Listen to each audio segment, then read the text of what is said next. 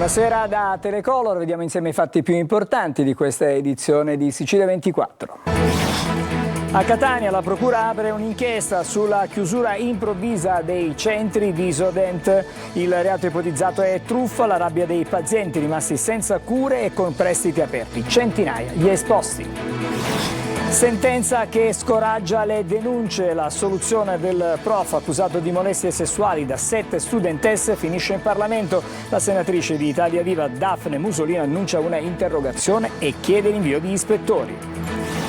A Catania, dopo i danni alle auto e il pizzo imposto sulle strisce blu, in Corso Sicilia arrivano le prime risposte, previsti maggiori controlli e nuovi parcometri.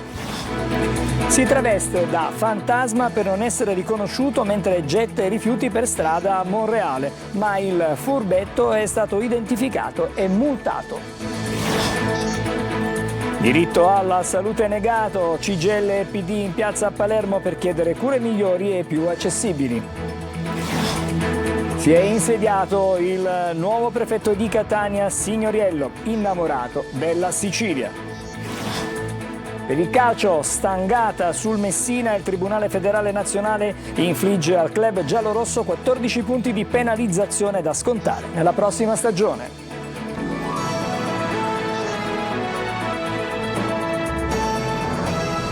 Di nuovo buonasera, cominciamo il telegiornale con il caso Visodent, centri dentistici chiusi da un giorno all'altro, centinaia di pazienti rimasti senza cure con prestiti aperti. La Procura di Catania ha aperto un'inchiesta che ipotizza il reato di truffa. Tonino De Mana.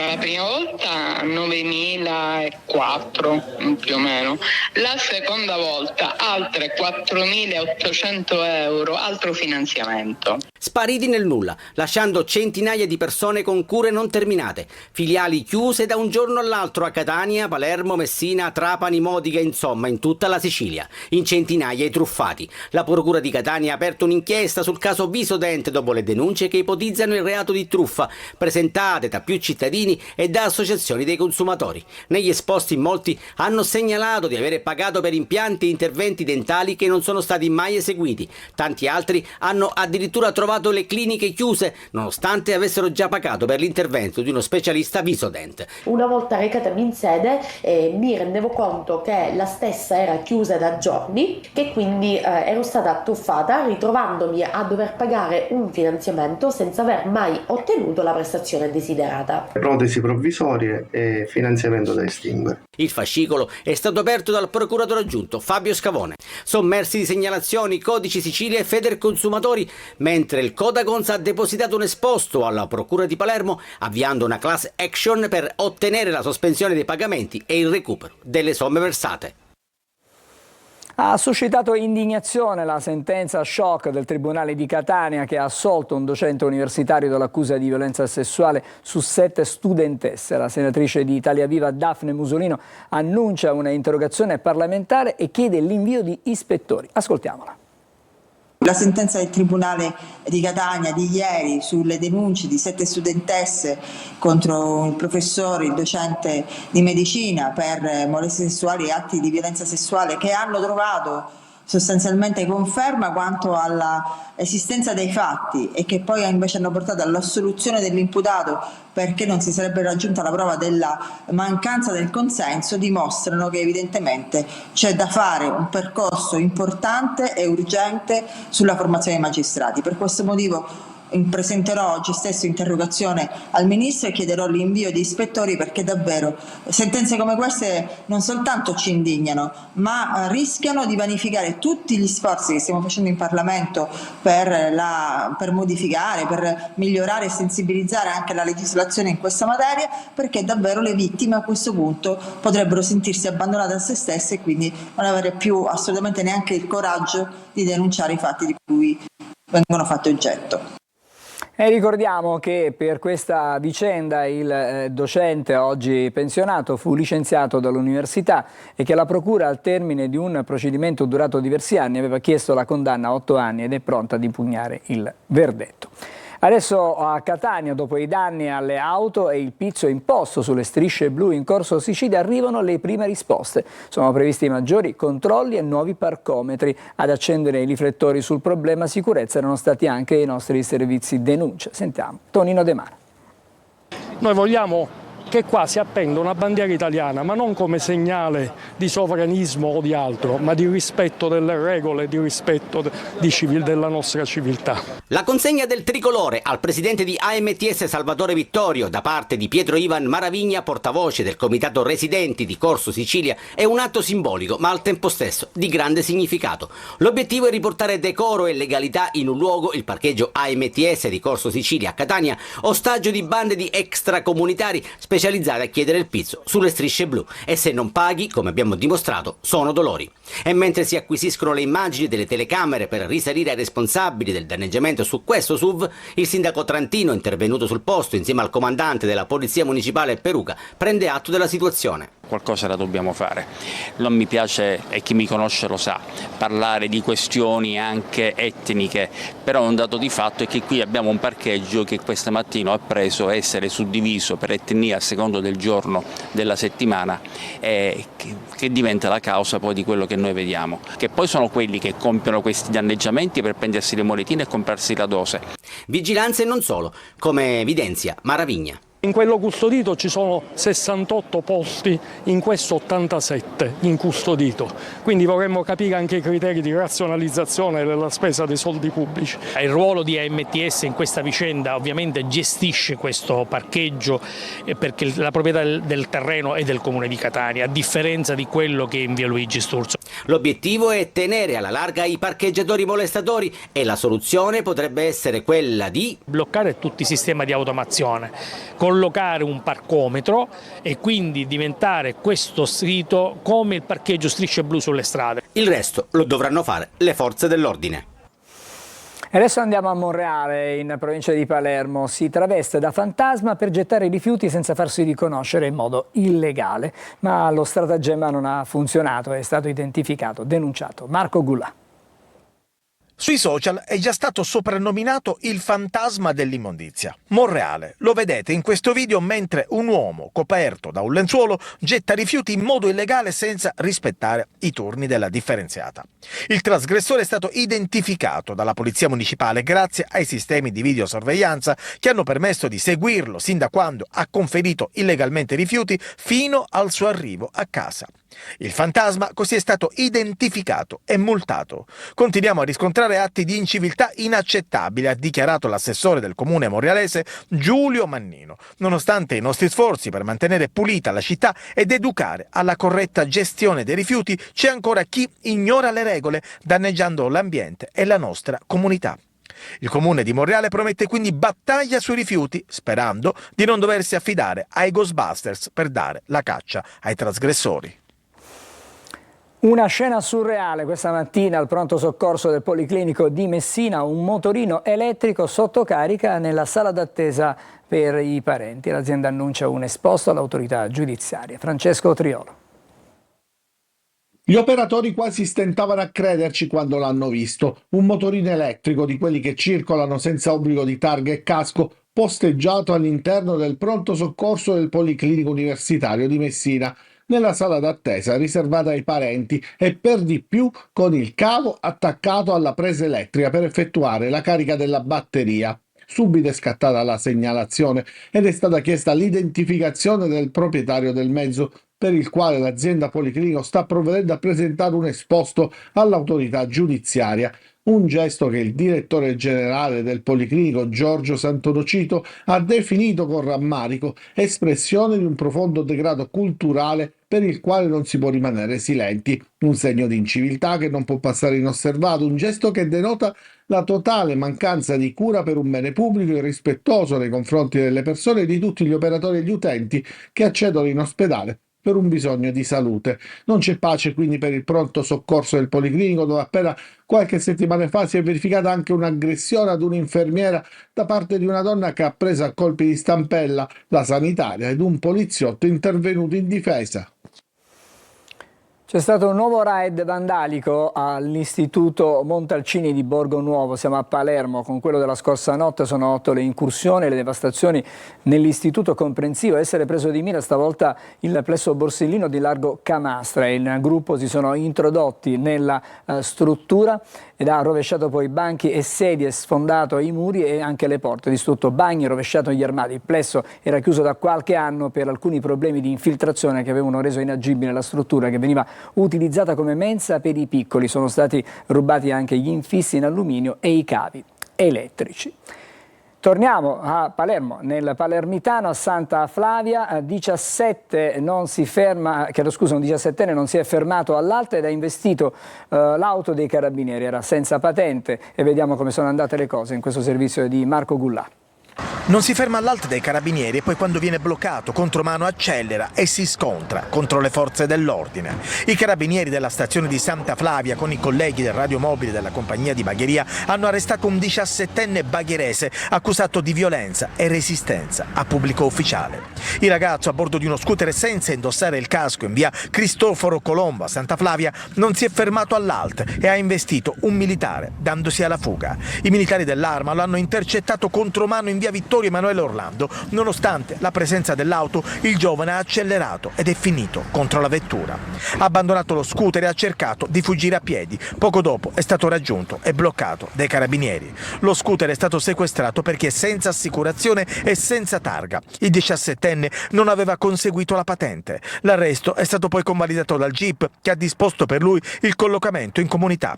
Il sindacato SIM dei carabinieri esprime ferma condanna. Questi eventi si inseriscono in una preoccupante escalation di violenze contro le forze dell'ordine, si legge in una nota. Recentemente a Catania un agente di polizia è stato sfregiato al volto con un taglierino durante un controllo.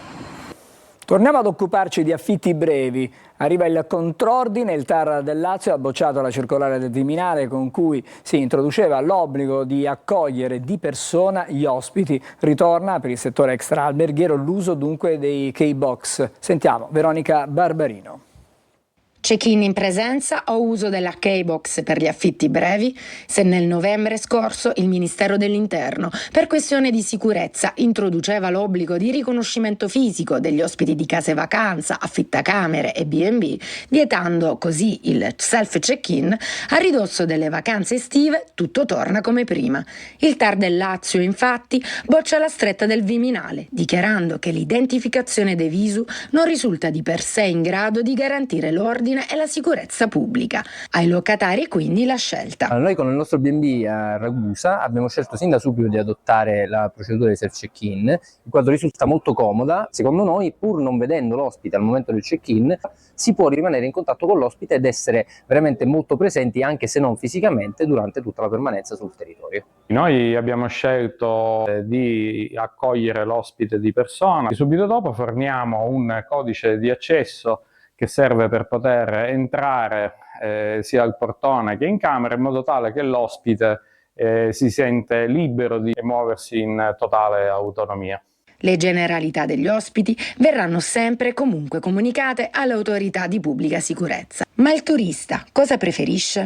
È comodo avere una scatoletta in cui riporre le chiavi. I with check-in person. Prendere direttamente le chiavi è più comodo, perché tu comunque non hai bisogno di organizzarti a vederti in quell'ora con quella persona per forza. Questa sentenza rappresenta un importante passo avanti per il settore extraalberghiero, che ora può nuovamente beneficiare della flessibilità offerta dal check-in fai da te, pur nel rispetto delle normative di sicurezza. A processo l'equipaggio della Mare Ionio, lo ha deciso il gruppo di Ragusa, l'accusa è favoreggiamento dell'immigrazione clandestina con la presunta aggravante di avere tratto profitto. Era settembre del 2020 quando 27 naufraghi della nave cargo danese Tian Marsk furono trasbordati sulla nave umanitaria Mare Ionio, che li fece poi sbarcare a Pozzallo. 2 mesi dopo, la società armatrice danese versò 125.000 euro all'armatrice della Mare Ionio. In 7 della ONG, tra cui il comandante, furono imputati per favoreggiamento dell'immigrazione clandestina con la presunta aggravante di aver tratto profitto. A distanza di 5 anni, il GUP del Tribunale di Ragusa ha rinviato a giudizio tutti gli imputati, fissando la prima udienza del processo il 21 ottobre prossimo. Non sono mancate le reazioni. La legale dei 7 componenti della ONG sostiene che su questa vicenda sia stata costruita una montatura politico-giudiziaria e si dice pronta a smantellarla in sede di processo. Luca Casarini, il fondatore di Mediterranean Saving Humans, invece ribadisce di aver aiutato 27 persone lasciate in mezzo al mare per 38 giorni e che la solidarietà non è un reato. Nel mentre è stata annunciata dall'ONG una nuova nave pronta a salpare e soccorrere chi chiede aiuto in mare, dimostrando che un altro Mediterraneo è possibile. Ci fermiamo per pochissimo e poi torneremo ancora insieme con le altre notizie del giorno.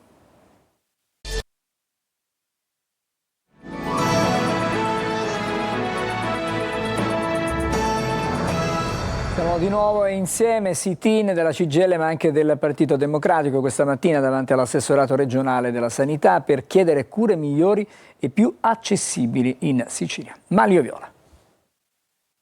Nell'erogazione dei livelli essenziali di assistenza, i cosiddetti LEA, la Sicilia è tra le ultime regioni d'Italia e non raggiunge la soglia della sufficienza nell'area della prevenzione e in quella distrettuale. Lo si scopre dal monitoraggio del Ministero della Salute attraverso gli indicatori core del nuovo sistema di garanzia per l'anno 2023 che sono stati aggiornati ad aprile del 2025. Dunque la sanità siciliana è in coda al sistema paese. A fronte di ciò in Sicilia c'è una carenza di personale nel sistema sanitario di circa 16.000 unità.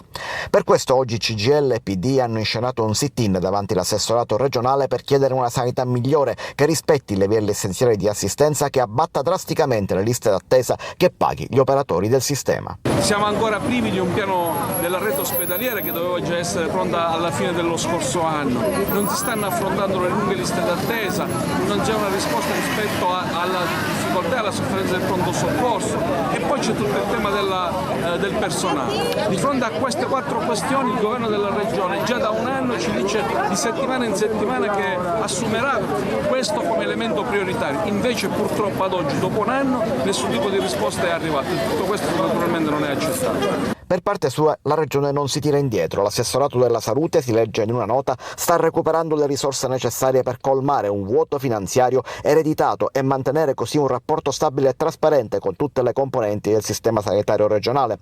Abbiamo scelto di agire con senso di responsabilità, dice il presidente della Regione Renato Schifani, che sottolinea la scelta di mantenere fede agli impegni presi anche dai suoi predecessori. La sanità siciliana è impegnata nel rafforzamento della propria capacità di diagnosi e cura, conclude il governatore. Adesso a Catania si è insediato il nuovo prefetto Signoriello, che si dice pronto ad affrontare le emergenze di una città complicata. Eva Spampinato. Sono romanticamente innamorato della Sicilia e quindi insomma mi innamorerò a poco anche di Catania, ne sono sicuro. Pietro Signoriello guarda con romanticismo alla nuova città che è impegnato a guidare dalla poltrona di prefetto, ma anche con rigore e programmazione, come ha raccontato questa mattina alla stampa riunita nella sede di Via Prefettura a Catania dopo un lungo incontro con la dirigenza della questura. Credo che comunque in qualche modo il prefetto e tutta la prefettura debba in qualche maniera essere una rete di confluenza di tutta una serie di azioni da parte di altre istituzioni, da parte del contesto del terzo settore, da parte di tutto il mondo che in qualche modo interagisce con il contesto sociale della comunità. In una città segnata da contraddizioni profonde, tra bellezze storiche e piaghe sociali incancrenite, l'insediamento del nuovo prefetto rappresenta più di un semplice cambio istituzionale, è una sfida diretta al cuore delle emergenze che stringono Catania in una morsa. Crimine organizzato, degrado urbano, disagio sociale, tensioni migratorie. Oggi c'è stata una grossa operazione in corso Sicilia, ovviamente non possiamo non parlarne, anche perché riguarda davvero i cittadini da vicino. E io questa mattina ho cominciato ad avere i primi momenti di contatto con le forze di polizia. È chiaro che questa fase iniziale per me sarà una fase di grandissimo ascolto per la migliore comprensione delle dinamiche che riguardano il territorio anche da un punto di vista criminale, per poter poi mettere a punto le migliori strategie di prevenzione e contrasto. Signoriello ha invitato cittadini, istituzioni e giornalisti a fare rete e ad essere resilienti. La sfida sarà quella di provare a dare un nuovo volto alla legalità in una delle città più complesse del Mezzogiorno. Street control di ultima generazione in giro a Palermo per scoraggiare la sosta irregolare e le violazioni del codice della strada e per migliorare anche la sicurezza e la fluidità della circolazione urbana. L'apparecchio scatterà 2 foto in contemporanea, una d'ambiente che mostra l'infrazione compiuta, l'altra specifica sul numero di targa. Acquisite le immagini, la multa viene poi passata al server e le attività saranno comunque gestite dagli agenti che, ricevuti i dati su apposito tablet, poi provvederanno a validare le sanzioni. Facciamo un'altra breve pausa, dopo ci ritroviamo con lo sport e il calcio in particolare con la maxi penalizzazione inflitta dal Tribunale Federale Nazionale al Messina. A fra pochissimo.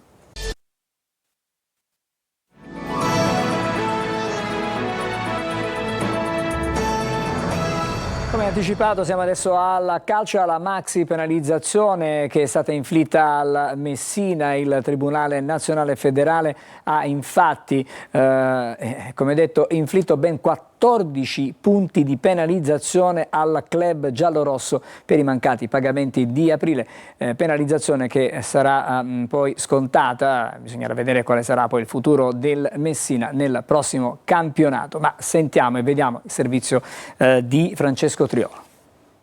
Una stangata attesa, ma probabilmente non con queste proporzioni. 14 punti di penalizzazione da scontare nel prossimo campionato di competenza. È la sanzione che il Tribunale Federale Nazionale ha inflitto all'ACR Messina per i mancati pagamenti di stipendi e contributi dello scorso aprile. A questa si aggiungono anche le sanzioni personali, 10 mesi di inibizione ciascuno al presidente Stefano Alaime e all'amministratore Dudu Sissè. Una condanna pesantissima che va ad aggiungersi ad un'altrettanto disperata situazione del club, per il quale la Procura di Messina ha inoltrato istanza di fallimento con udienza fissata al 10 giugno. L'ACR Messina non ha presentato alcuna memoria difensiva per quanto riguarda le altre squadre del girone C. Il Tribunale invece ha accolto la richiesta dei legali del Foggia e rinviato la decisione al 19 giugno. È una fase di stand-by, almeno apparentemente, invece per il Catania. Si attende un nuovo incontro tra il vicepresidente Vincenzo Grella e il direttore sportivo Daniele Faggiano.